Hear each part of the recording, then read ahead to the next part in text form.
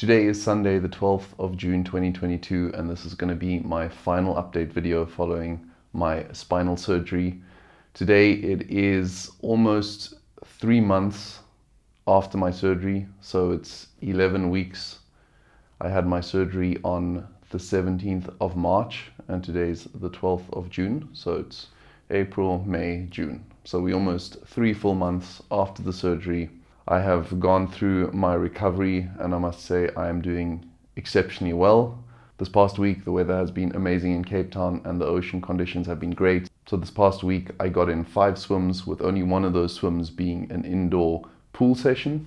So 4 swims in the ocean. Haven't been swimming with my snorkel. I've recommenced all my other normal lifestyle activities, including riding my scooter and playing guitar without having any pain.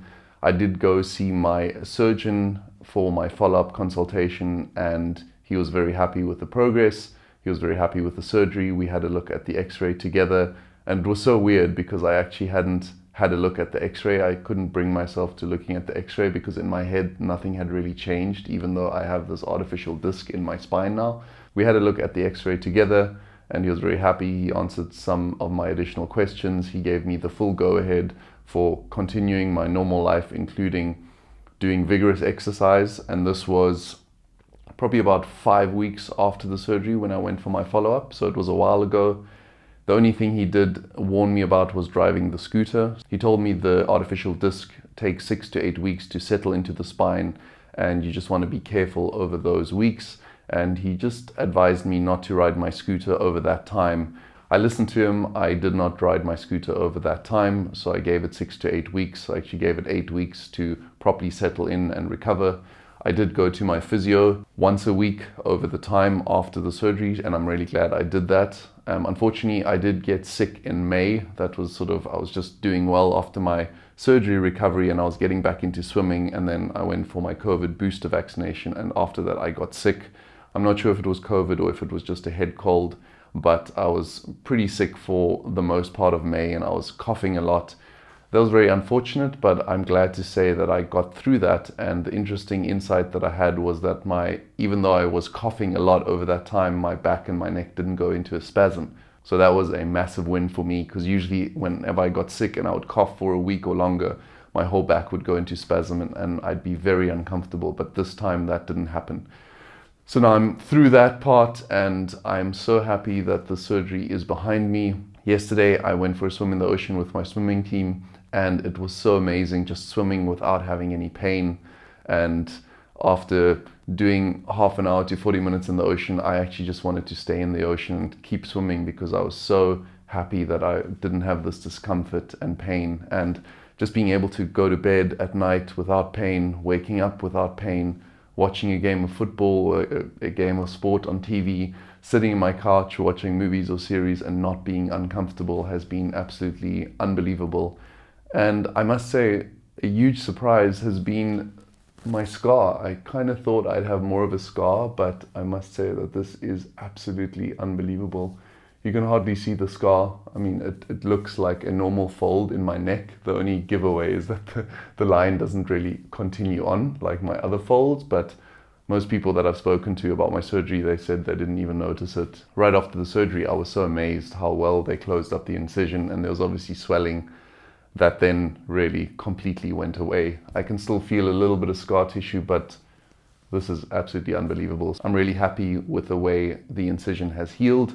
The one thing I have done regularly, I've done it mostly in the evenings, and after the surgery for the initial few weeks I did it morning and evening, was I just put some pawpaw cream onto this area to help the skin rejuvenate and heal. But I must say this is absolutely unbelievable and I am insanely grateful. I still think of this all the time. It's been quite something getting over the emotional trauma of having gone through the surgery, and I know the initial 2 weeks before going in for surgery were extremely difficult. And when I spoke to my surgeon, he said he could see that I was really struggling to make that decision to have the surgery, and no one else can make that decision for you.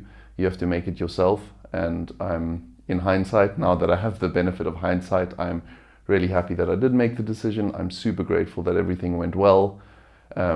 And I'm glad I documented the process. I did still want to make this final video because I feel like it's just to wrap it all up, to give an update on how good I'm feeling and how amazing this has actually been. The outcome has been amazing. But everyone that's been supporting me, a huge thank you to all of you. It's meant the world to me to have your support. In the past, these surgeries, well, there's never a guarantee that it's going to be a positive outcome, but in the past, it's sort of been a coin toss. It's been 50-50 whether there'll be a good outcome or not. And I've been fortunate that I've had the opportunity to have the surgery to treat this injury. I'm so grateful that I have access to world-class surgeons in Cape Town in South Africa, and grateful that I was on medical aid, so everything was covered by my health insurance. I've always put that as a priority, to have medical aid and have health insurance, because something like this could happen to you, and I was very glad to hear that it was fully covered, because it's quite an expensive surgery. Still overflowing with gratitude. I don't actually want this feeling to ever go away, in terms of being so super grateful to be alive and be out of pain and be able to continue my normal life.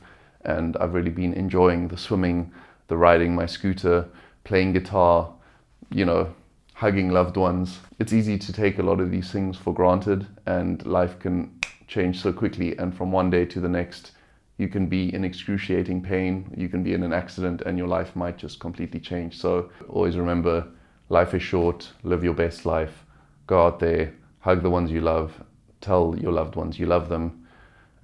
If you're in a challenging situation, get out of it and make the most out of every single day that you have in your life, because it really is short, and it is such an amazing opportunity to experience life.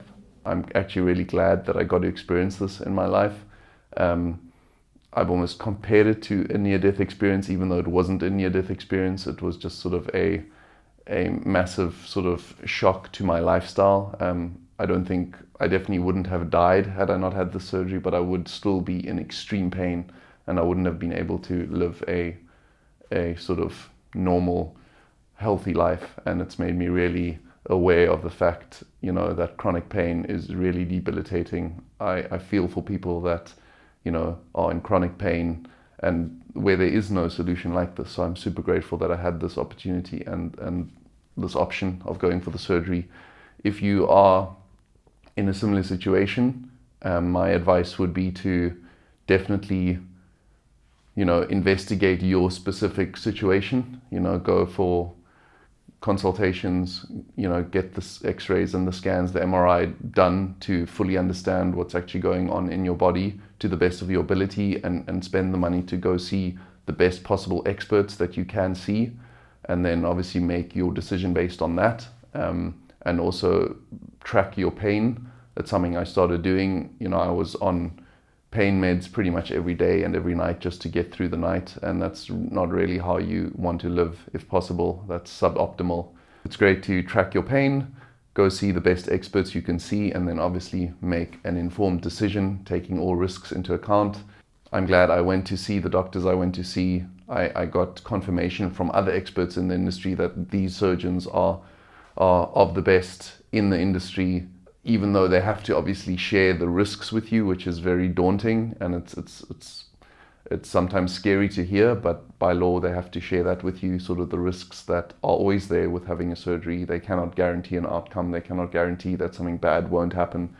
I finally made the decision, I went for it, and I'm so glad I did. I didn't feel like I had any other option, to be honest with you, but I'm glad it went well. I'm super grateful to be back to full mobility and health, and having the disc replacement versus the fusion has given me this sort of mobility. I'll sign off on that note. I hope this video and my other videos have been helpful. If you have any questions, leave them in the comments below. I will do my best to answer, but keep in mind that I'm not a medical expert. I'm just a patient sharing my own experience. So signing off from this chapter of completing this spinal surgery experience. Wishing you all the best. I'm Sean Toomey, and I'll chat to you soon. Cheers.